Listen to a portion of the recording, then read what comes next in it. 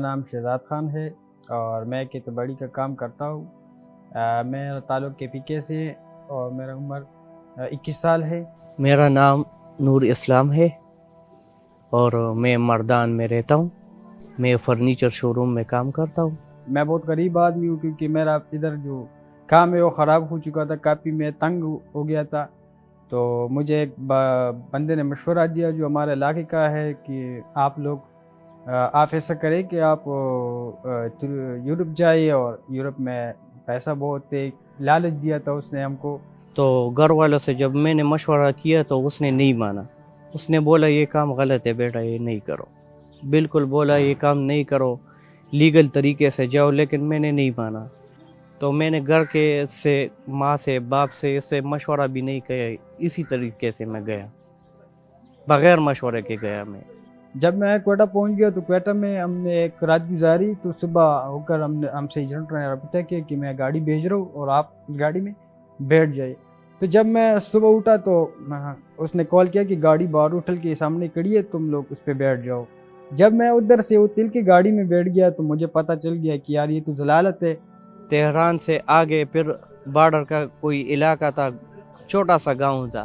اس گاؤں میں یہی تھا کہ ادھر جو ہے نا، اس گھر میں جو ہے نا، ہم ایسا بیٹھا تھا جو آدمی جیل میں بیٹھتا ہے نا۔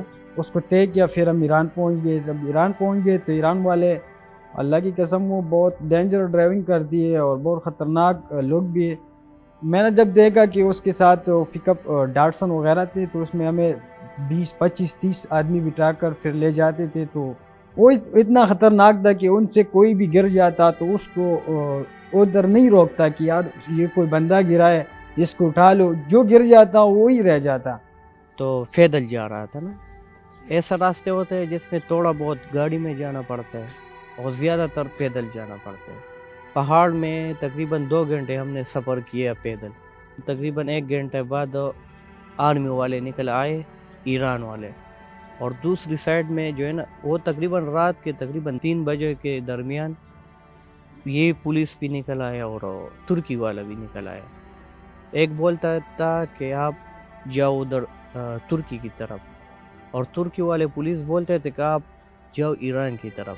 جب ہم ادھر سے روانہ ہوئے تو بارڈر ہم نے کراس کی، تو بارڈر سے تقریباً 2-3 منٹ سفر ہم نے طے کیا ادھر ترکی پر۔ تو ادھر ہم پہ جو ہے نا ادھر کی آرمی جو تھی وہ نکل آئی، تو سب کو جو ہے نا پکڑ لیا، اور کسی کے پیچھے ادھر بھاگا، کسی کے پیچھے ادھر بھاگا، کسی پر فائر کر دیا۔ تو ادھر ہم نے یہ خواہش بھی کر لی کہ یہ اچھا ہوا کہ ہم کو پولیس نے پکڑ لیا، ہمیں یہ باعزت رپورٹ کروائے گی اپنے گھر۔ تو پھر ہمیں جیل لے گیا۔ جیل میں ہم تھے، ہمارا جو ادھر مائگریشن وغیرہ تھی اس کو کاغذات ہمارے تھے وہ بنا لیے۔ ڈر تو بہت رہتا تھا ہر ٹائم، کیونکہ پولیس کا بھی بہت ڈر تھا، ڈپورٹ ہونے کا بھی بہت ڈر تھا آگے جانے، کیونکہ ادھر لوگ بھی ایسا ہوتا ہے کہ مار پیٹ بھی کر سکتا ہے نا۔ تو ہمارے لوگوں کے لیے بہت زیادہ مسئلے ہوتے ہیں نا، پولیس کا بھی مسئلہ ہوتا ہے۔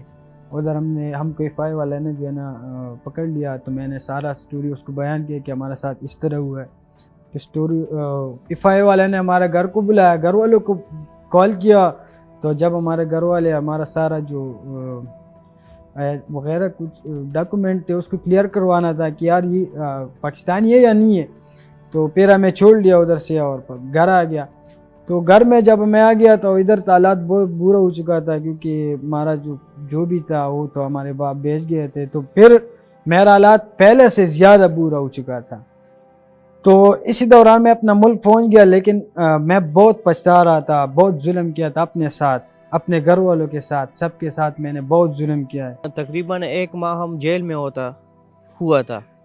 پھر سارا کاغذات اس نے بتایا، اس نے بولا کہ آپ پاکستان فون کرو ایمبیسی کہ وہ آپ کے لیے ٹکٹ بھیجے اور سارا اخراجات بھیجے، لیکن وہ بھی نہیں ہو سکتا تھا۔ پھر بہت مشکل سے ایک دوسرے کو فون کیا، پیسے اکٹھے کیے، اسی طرح سے ہم نے تھوڑا بہت پیسے اس کو دے دیا اور ہم پاکستان آئے۔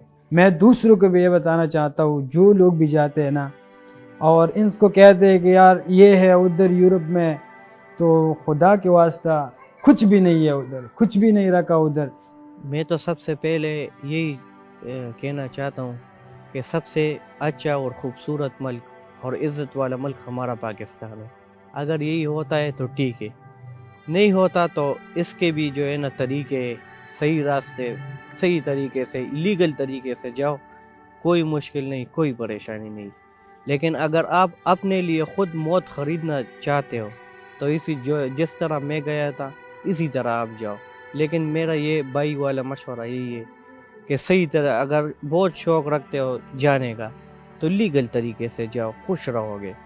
اگر میری طرح ایسی جاؤ گے تو مرنا تو بار بار تم کو دیکھ. جو ڈپورٹیز ہمارے پاکستان کے سارے ایئرپورٹس پہ جو یہاں پہ آتے ہیں ان کی کنڈیشن کافی کرٹیکل ہوتی ہے, کیونکہ وہ وہاں پہ بھی ایک قسم کے ایک مشکل کا وہاں پہ ان کو سامنا ہوتا ہے.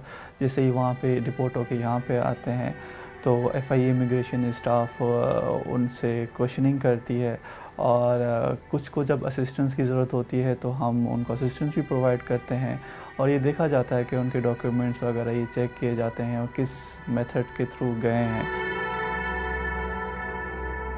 سب سے زیادہ جو ہمارے پاس جو اللیگل مائیگرنٹس جو ریسیو ہوتے ہیں وہ پاک ایران بارڈر پہ ریسیو ہوتے ہیں. وہاں پہ ابھی ریسنٹلی ایف آئی اے نے مل کے کولیبریشن کے ساتھ ڈی سی کے ساتھ ایک ریسیپشن سینٹر وہاں پہ اسٹیبلش کیا ہے. وہاں پہ ان کو ساری اسسٹنس دی جاتی ہے انکلوڈنگ فوڈ. سملرلی ایئرپورٹ پہ بھی ہمارے این جی اوز کے ساتھ ایم او یو سائن ہیں, تو اگر وہاں پہ اگر کوئی ڈپورٹیز آتا ہے تو ان کو امیڈیٹ اسسٹنس کے پرووائڈ کی جاتی ہے.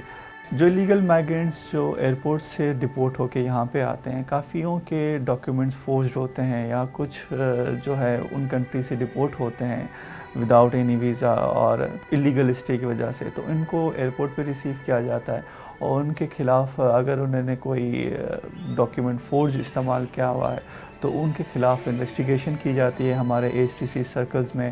اور سملرلی کچچھ جو ڈپورٹیز ہوتے ہیں ان کو ہم لوگ وکٹمس ٹریٹ کرتے ہیں. اگر ان کو اسسٹنس کی ضرورت ہوتی ہے تو ان کو ضرور پرووائڈ کی جاتی ہے, اور ایف آئی اے کا جو اسٹاف ہے دے آر ٹرینڈ, اور ہم نے اسپیسیفکلی اسی پرپز کے لیے کہ اسٹینڈرڈ آپریٹنگ پروسیجرز بھی ہم نے ایشو کیے ہوئے جن کے تحت ان سارے ڈپورٹیز کو اور وکٹمس کو ہینڈل کیا جاتا ہے. ریہیبلیٹیشن اور reintegration of victims is quite crucial. تو اسی حوالے سے جو ہمارا وکٹم ریسیپشن سینٹر ہے تافتان میں, وہاں پہ یہ سروسز پرووائڈ کی جا رہی ہے with the help of other non governmental organizations and international organizations as well. اور یہی پرپز ہوتا ہے کہ ان سارے وکٹمس کو ری انٹیگریٹ کیا جائے سوسائٹی میں.